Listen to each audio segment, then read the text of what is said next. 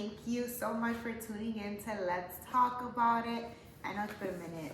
I've been very off my normal scheduling, but I did say at the end of my last episode I would have potentially a guest on my next episode. So it was worth the 3-week wait, guys.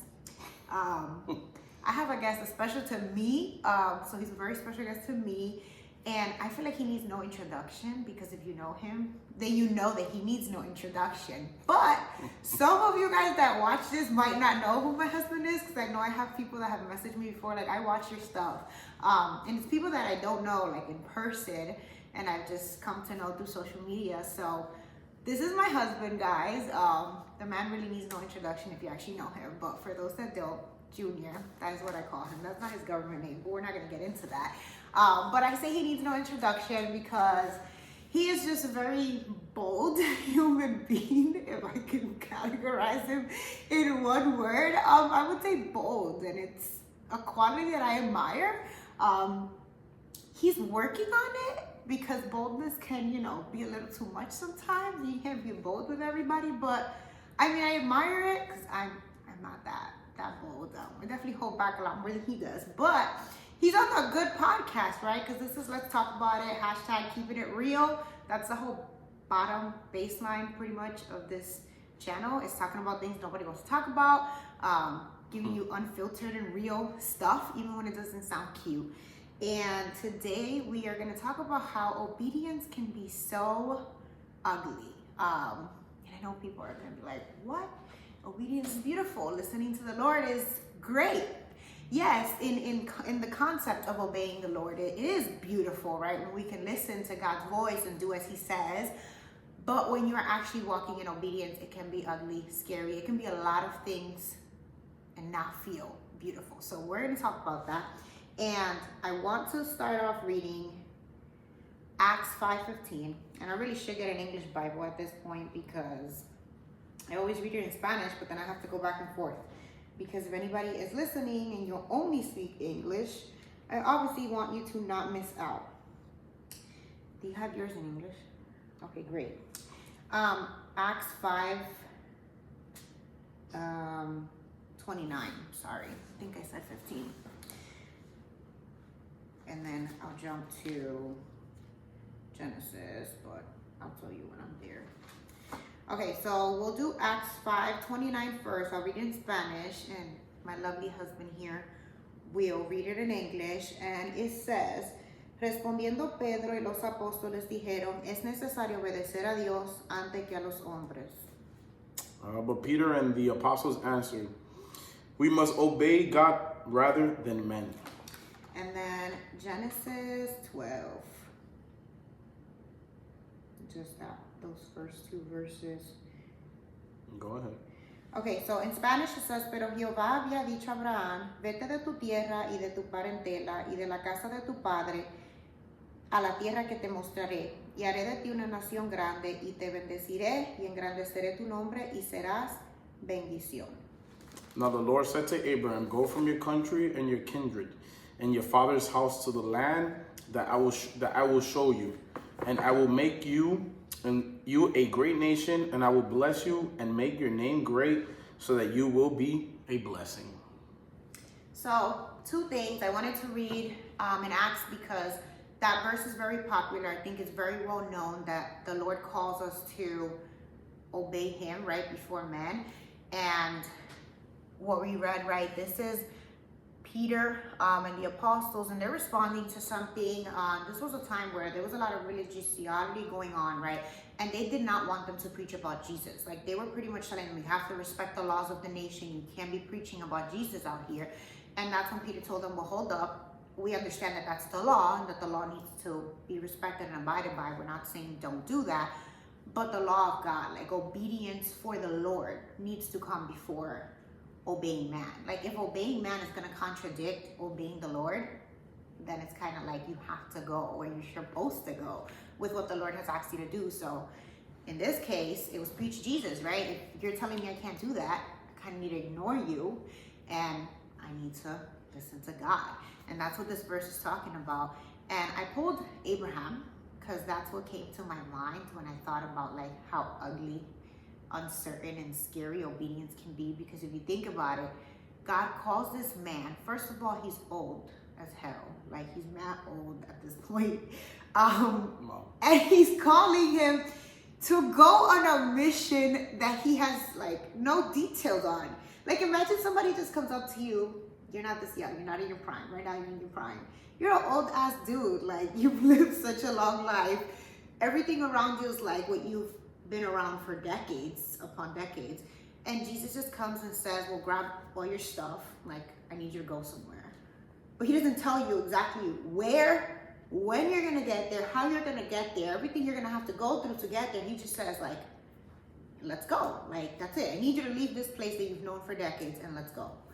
Like, how would you feel about that? You're Abraham, you're old, and you're being told to leave everything you're accustomed to because God is making you a promise that he's going to give you these things, and he's going to bless you and your nation. So it all sounds great. But, I mean, I would have been like, what? Well, I'd rather listen to him, right, than like it says, right, listening to God instead of listening to men, because it will come to the point where that if we don't listen to him, he will disrupt and he will break down whatever we find comfortable or whatever we think that, or wherever we find ourselves that we think, oh yeah, this spot is good, and make that comfortability or that box that we find ourselves in, he's gonna break it down, and then he's gonna make us go where he wants us to go. So I'd rather listen than... You rather obey, you know, when you're kind of told the first time, than for God to kind of force his hand in a way. I think that all of us one time in our lives, we don't listen, right? We don't listen. We do whatever we want. Like, who was it? Jonah in the with the fish, right? Yes, Jonas.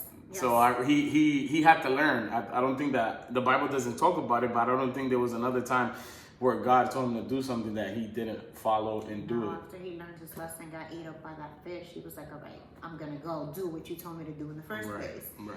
So I get what you're saying. Like, it's kind of smarter to just, this might seem scary, uncertain, whatever, but it sounds like you've kind of learned your lesson personally. Like, no, I think I'd rather, given the option, I'm going to listen to where God's telling me to go, even if it doesn't make sense or I don't fully understand, because like I've seen God kind of like, oh cool, so you're just gonna ignore me? Okay, I'm gonna make you uncomfortable because you need to go where I'm sending you to go. So one way or another, I'm gonna get you there.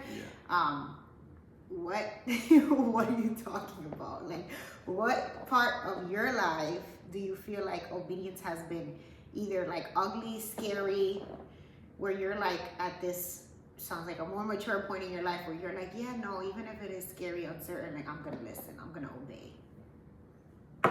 Great question. Great question. You come back to me. You go ahead and okay, I'll share. So like, sometimes it can be small things. I've definitely had bigger ones, but I'll share something small. Like even this, like this for me, and it's an act of obedience. When I say this, I'm talking about this podcast. And I really have a dislike for that word. But God knows me, and he asked me to do something that everybody's doing, and I hate doing. Like, I don't like to use the word hate, but I really struggle and dislike doing what everybody else is doing. Like, if everybody's buying something, even if I like it, I'm not gonna buy it. Like, it is the last thing that I want to buy. It becomes almost undesirable to me because everybody else is doing it, wearing it, whatever. Like, I'm not too much with the trends. And I feel like podcasts are trending. Like, that's just the reality of it. I feel like everybody has something to say. And I remember when God put this like in my heart. I remember I was not living here, I was in my apartment. And I was just like, hell no, pretty much. That's literally what I told him. I was like, you know how I am. Like, not gonna happen. And I put a lot of excuses. Like, one, nobody cares. You speak very freely in this podcast. I do. Hell no. Keeping it real. She said hell no, and I also think she said old ass. Right? I mean, I try not to offend, but I'm gonna be very much myself. And I mean, yes, I try to be like Jesus, but I'm human, guys. So if anything I say offends you, I'm sorry. We're being formed like Christ. We're not 100% Christ-like yet. I came into this very professionally, but okay, I guess. No, like I told them, this is very like, real raw. This is not. Okay, Cute. sorry to lose track. It's okay. Go ahead, go back. So yeah, going back to like a time where obedience for me was like uncertain, scary, didn't make sense. It was this podcast. Like it was just very much against who I am. Like I was just like, I'm not doing something that everybody's doing. Like why? And I made a lot of excuses for it, and I pushed it out for like a year and a half. I was like, nobody wants to listen to me. What I have to say is not valuable. Like who the heck cares? I don't have a big following. Like the list of stuff, I have no friend. Like who would support this? Like the list of things that went through my mind, pretty much, I felt like Moses. Like that's how I went back to Jesus, and I was just like, no. Like you're asking me to do this thing, but these are the 1,000 reasons, my character flaws of why I can't do this. And that's what I'm saying. I was like Moses, because Moses was called to take the people out of Egypt and be that man that God was calling to do that. What he say? Oh, but they're not going to believe that you're sending me. Like, I'm slow to speak. You know, he was, I don't know how you say it in English, but he was, he would stutter. And he started making up all these things. And for every excuse, God was pretty much like, oh, you can't talk. Okay, here's Aaron. He's going to talk for you. Oh, they're not going to believe it's you. And then that's when he starts doing like all these miracles. Put your hand here and take it out. And now it has leprosy. Now you're cured. Like you're going to do all these things. And when they see you do all these things in my name, they're going to know that I sent you.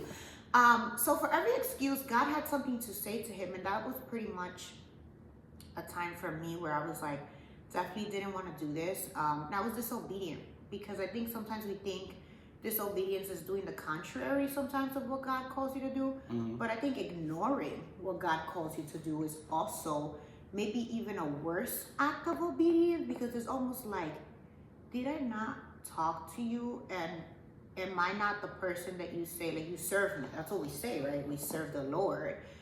And then it's like, here goes our master creator saying, do this for me, because everything is for his glory. And we pretty much just are like, no. I mean, at least I'm honest. Like I was dead ass like, no, like just no. I wasn't doing it. Like I was very much stuck in like, it's not me. I don't feel comfortable. Yeah. And that's why I'm like, when I think of Abraham, I'm just like, I really would have been like taken back, because to be pulled out of your place of comfort that you've known your entire life and walk into uncertainty, that is like a whole nother level of faith. Like you can't have obedience without faith. I think it's impossible. Right. They're just tied together. And for this man to literally have just dropped everything and said, okay, cool. You're telling me to leave. You're going to bless me tremendously. Okay, that sounds promising. And he just goes. Like that's courageous, because a lot of times obedience is everything but beautiful. And when you obey the Lord, you might think, okay, cool. God has called me to open a church, to do whatever. Everything's going to be, rainbows and sunshines. And it's usually far from that. Actually, as you find yourself obeying God's word, you start to get bombarded with so many like roadblocks that I think it always comes a time where you're like, did I get this wrong? Like, did you not ask me to do this? So then why am I facing so much adversity in the midst of doing what you asked me to do, going where you asked me to go? So that's where obedience becomes ugly, you may say. Yes. And sometimes we may start to question what he did, what he called us to do, or where he called us to go. Right?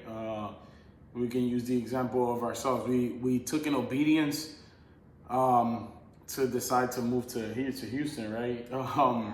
First, I always wanted to leave her. I'm sure she spoke about that, right? Or I don't know if she ever did. But it became something of obedience, right? I wanted to leave, but we had to wait, or I waited and I prayed a lot. We waited to be in accordance, her and I, and then we moved in obedience. And while even being moved in obedience, we have hit a lot of obstacles. First it was this is where I talk about obedience could be ugly, right? I come and I have a job. I get a job transfer, but Jolima had to stay back. And we were like, okay, so God, you asked us to move in obedience because you spoke a word to both of us. And then we both understood that word. So why can't it be smooth sailing, right? And then we're here in obedience. We're looking for a church. We go to a church. We learned a lot of things in that church, right? But then we also decided, we ended up feeling like, okay, this is not where we're supposed to be.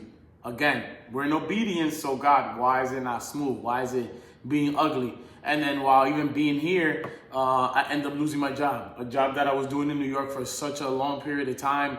Worked my way up in the ladder, right, in the company. And again, we're in obedience, but God, why is this ugly? Why is this uncomfortable? Why now? I think we had both of our kids at that time, or just one? Yeah, we had both. All right, yeah, look at that. So both kids here. We're pretty much alone. I have family here, but it's distant family. We're like, okay. And as the man of the house, you want to provide. You always want to be the one that takes care of the home, right? That's our duty as men.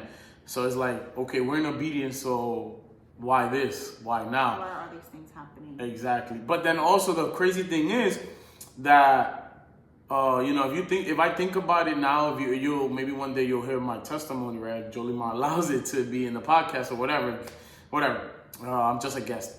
But anyways, if I was to also understand in those times of the ugliness, I think God allowed those ugliness because I wasn't doing certain things that He had asked me to do in that time frame, right? He had also, in those ugly times, He had also, hey, I think the time was up to actually leave that job, but I was too comfortable, right? I think Jolimar, if she recalls, she might have said, hey, yes, you're too comfortable in that place, but I didn't want to leave. I was like, this is where I want to be for a long time, but God had to disrupt that. Like I said in the beginning, God had to disrupt certain things to help us in other things, right? To help us move on in life or grow in life. Walk in His will. To walk in His will, right? Because sometimes we're not in the obedience, we're not walking in His will. So He made, like I keep using that word, disrupt, so that we could go right back into His will. The great thing about God is we may stumble, we may go the wrong way, but He will do whatever needs to be done. He's an artist to put us right back in that track. Yeah, so, like the Lord really has a way of redirecting us, which is great.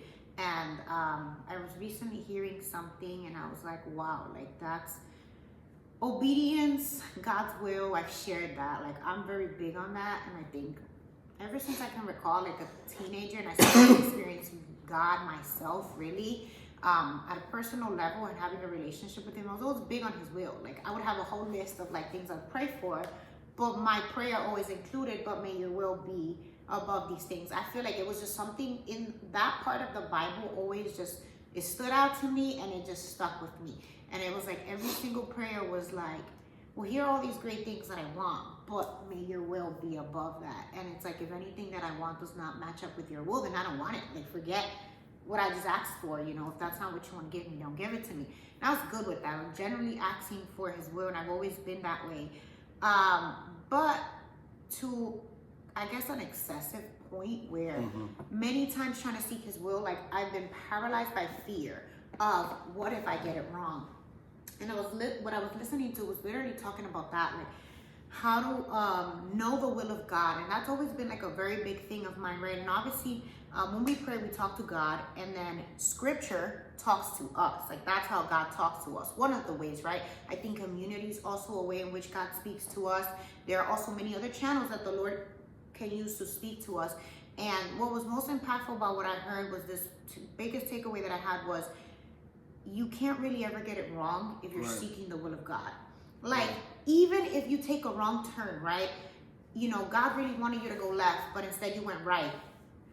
If God knows, like, He knows the intent of our heart. Like, if nobody knows us better than God Himself. Yeah. So if God knows, like, hey, God, I was really trying to get it right. I was really trying to honor you with this decision, and I really wanted to know which way to go. But we're human, right? We're not perfect. Maybe I took a wrong turn, and it wasn't like in purposely disobeying God. Like, I feel like that's different. If God tells you go right, and you're like, you know what? I don't want to. Or I'm going to just act like I didn't hear that because left is really has everything that I want. And that can be a lot of things. We're not going to get into specific details, but that can be a lot of things. That's like straight up disobedience. But I feel like you can never be really out of God's will when you genuinely were seeking that. And he knows that more than anyone, right? If you were intentionally really trying to seek his will and you happen to take a wrong turn, like God is just so great that he just redirects. He's like a GPS. You go the wrong way. What does your GPS do? It just reroutes. And that's God. I feel like he's constantly rerouting. Think about the people of Israel. 40 years. Jesus was probably like, Lord, these people, like every single time they got into like idolatry and all these different sins, obviously Jesus would raise up a prophet. And then, shed his grace upon his people and keep going, like back to the chorus. The funny thing was that if these people would have been in obedience, right, they would have not. They would have got there faster, and they would have not 40 years, right? The big word is obedience, obedience. Even if like Genesis is talking about, he asked them to leave everything, leave his land, leave everything, right? We're an example of that. Well, I think it's been bigger more for Jolima, right? To leave her family, we are her family now, right? I'm a believer. We have our home, we have our children, but to leave her mother, her father, her sister, leave what's comfortable for her hometown, to come to a place like this unknown. Yeah, we don't really know what's gonna happen because God gave us confirmation. Right. We know where we're going. Right. But do we exactly know what to expect? Like what everyday life is gonna look like? No, those are things. I could just sit here and imagine if we didn't come into the obedience, or we would have been like, hey, we're gonna wait another 2 years, another 3 years before we make this move. Who would have known how our lives would have been going in New York right now, right? I don't think it would have been good, and I think I said that reflecting on just the growth, because I personally feel like I've grown more in the 3 years now that we've made here, because this is November. And I moved. I know you moved in September, but I moved the week before Thanksgiving. So I'm like right now in my 3-year anniversary of living here. Right. And I've said it from many of my episodes. I thought I was serving God the right way, and I thought I was doing enough. Why? Because I was going to so much church. Like I was churched up. My calendar was booked and busy with church. And it's not having a relationship with God. And when I moved here, it was a big wake-up call of yeah, girl, you really don't, you used to talk to Jesus when you went to church. Yeah. And then if you didn't, it was you really wouldn't talk to the man, you wouldn't open your Bible. So it really confronted things for me, and I don't feel like there's, in the 20 whatever years, so I've lost count, 25 years that I, was in New York, I don't feel like I grew as much as I maybe should have. And I've always said, I don't discredit the church I was in, the leaders I've had. No, because obviously I was still in God's. Right, it's the foundation that has allowed us to get to where we are now. But these 3 years have been so formative, and I'm grateful for them because I feel like they came right on time. So I feel like had we delayed that because of the uncertainty, I was very scared. I think that is the part of obedience being ugly, you can say. Yeah, I was very scared, very uncertain, and I'm glad that God gives you peace. You always hear this, even when a decision is hard and you need to make it, there's peace in that. There's peace in the discomfort, and it doesn't make sense. But what does the Bible say? It's peace that surpasses all understanding. You can't, it's math that doesn't math. You cannot add it up and be like, oh yeah, this makes sense. It's like Chandler Moore says, it's God math, not girl math. Yes, exactly. Girl math is bad. My math is bad, very bad. Really bad.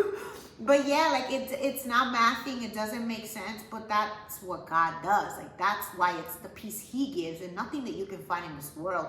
Because the only thing we can try to find in this world, it needs to make sense. With God, it's wow, this makes no sense. This is super uncertain, super new, yet I feel okay.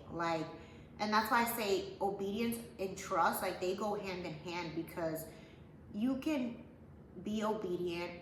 I believe you can make the choice of being obedient, but it really depends a lot on, is your trust in God? What does your faith look like? Because you really have to trust. No, you have to have faith, and you need to have trust in him to be obedient to him. Yeah. You can't be obedient to a parent if you don't trust them, if you don't believe in them, if you don't believe that they're gonna guide you in the right direction. That they have the best the interest best in interest, right. yeah, the best intent for you, exactly. Like, And the Bible itself talks about how God, His plans are to prosper yeah, greater than ours. Right. That's it's deep and it's big. Like, do you want something bad for yourself? No, right? Like, we only want great things for ourselves. Like, if we had to talk to God and say, and I feel like this is why God is also intentional, and like He'll tell you go, right? Like He told Abraham go, but He didn't give him all the details, right? He didn't tell him your cousin that you're trying to bring along. He's not really gonna come down for the ride, which we eventually see. He early on in the story he stays left behind, and He didn't tell him, "I'm gonna promise you a son, but there's gonna be a waiting period." You know, He doesn't tell him all these details. And I think about like our life, right? When God says go, you don't know all the details, but eventually when you look back, you're like, I get it. Like, it then starts to make sense. So in the obedience and faith are both aligned, right? I think you need to have faith in Him to be obedient to Him, but through the obedience, His faith is going to show. The faith, and exactly, it grows, right? Faith is strengthened, because then it's like, even when it feels uncertain, again, in hindsight, when you start to look back, like now, when we look back 3 years ago, when God gave us a word, we're like, we get it. And like I've even told you, I won't get into specifics, but I'm like, like God took us out right on time. And again, I think about the growth of these years, and I think about my daughters. Like, we left, and Haley was born here. Riley was just a year. And I was telling you, like, how big I am right now, like learning God's word for myself and not what some preachers telling me. Because the word of God tells me I need to impress this word upon my kids. But if I understand this wrong, completely wrong, and I get it wrong, what am I passing on to my kids? The same misunderstanding, and I don't want to do that. So I feel like now when I look back, I'm like, God, I get it. Like, I get in part why I'm here. Do I think the purpose is bigger and there's a lot that I still don't know? Absolutely. Like, we have a calling over our lives that I know it's very there. And I tell God all the time, I don't know when, how, why. Like, I don't know any of that stuff. I just know the word you've given, and I'm going to trust that you're going to give me the discernment to know, like, what to do, when to do it, and all the things. But I know God brought us here with great purpose. And now is that I start to see bits and pieces. And I'm like, the Lord has given us this growth in His word and this desire for His word just in time for our kids, like formative years, because these are formative years that they are living, right? And I just think about, unfortunately, had we stayed, our spiritual growth was kind of like plateaued, like stunted. It wasn't really going anywhere. And we would have been passing on kind of the same to our kids of be churched up, but you're not necessarily Jesus up. And that's not great. That's the great thing about having faith in Him, right? I don't want to, because then we're gonna go into other topics. We'll talk about it other times, right? That's why it's the great thing about being obedient, and like we said, right? Obedience is ugly. Obedience sometimes can be uncertain, but if you're not tested, then is your faith gonna grow? Are you gonna continue to believe in Him? Are you gonna continue to trust in Him? So even while, if you may be going to a time that God is actually to be obedient now, right? Have faith in Him. Even like I said in the beginning, there were times that we were like, okay, you asked us to be obedient, but this is a little difficult. In the beginning, I was like, oh, Jolie, I think we should go back, right? Because it was scary. It was scary, right? It was like, man, 2 kids, we don't have no one to help. I'm working. Jolie Mar's home with the kids and stuff like that. You face adversity. Right? But through those times, the faith grows in Him, right? We were able to, He introduced us to people that, we group with people around us. So obedience, right? It's a big word. Obedience and faith come together, right? And the great thing is that the word, these things that we speak about, that Jolie Mar speaks about, like for today, right? There's a bunch of things in the Bible, a bunch of parables, a bunch of stories, a bunch of examples that if you may be facing it, he talks about it there, right? Like it's crazy, right? Abraham, Jolie Mar Jr., get up, pack your stuff up, and forget your homeland, forget where you grew up, forget your people, and trust me and follow me, right? So even when it's like, I was literally about to give birth, guys. Like, even again, just God's math is not. You know, it's just, it doesn't need to make sense. And I think that that's the biggest part of obedience. And I think the biggest takeaway, if you get anything from this episode, it's that is obedience. Can obedience be ugly? Yes. Can it be scary? Absolutely. Uncertain? Yes. I would actually say be worried if you're walking in obedience and you don't feel those things. Like that's a little bit weird. And is it really that you're following the Lord's word, or are you following your own comforting path? Yeah, if you're too comfortable, I think we use that right. If you're too comfortable, I think you need to check yourself. Yeah. Because obedience, again, the concept of Lord, you speak and I'm gonna go. You speak and I'm gonna follow. That is beautiful, and that's what we're called to do, right? Is listen to our Master. But in reality of doing that, you're going to experience the ugliness of it, of, wow, Lord, I'm walking in your world, walking in your word that you've given me. But I'm experiencing all these hardships, all this adversity, all this, what feels like pushback. But we have to understand, again, really tying in that faith, right? Our faith needs to be tested. And it's in those moments when we're walking on what God has called us to do or asked us to do, we're going to be tested. Like, it's not going to be, oh, the door's open. Some doors might open because God needs to get you where he's asking you to go, right? But that doesn't mean the path is going to be super clear. No, there are times you're going to feel like you're walking through the storm. You're walking through a tunnel. You see no light, no end to your situation. You're like, Lord, I'm walking in your will. What's going on? But really just holding on to that, right? It's necessary to obey the Lord. And think about that, like his plans for you are much greater. I think it was great that you brought that up, because I think that is something that helps us stay steadfast on obedience and not look at everything we're experiencing and let that cloud our trust in God. He has our best interest at heart, like the best intentions, greater plans. So it's better for me to just listen to him, even if it doesn't make sense, even if it's ugly, uncertain, very scary in the process, because it'll be a blessing, right? He promised Abraham all these things, right? But what was needed to receive them? Obedience. And it's the same for us. His plans are greater, but we got to listen, right? To that Master. When he says go, you go. So thank you guys so much for tuning in to Let's Talk About It. And I hope to see you guys next time. Thank you.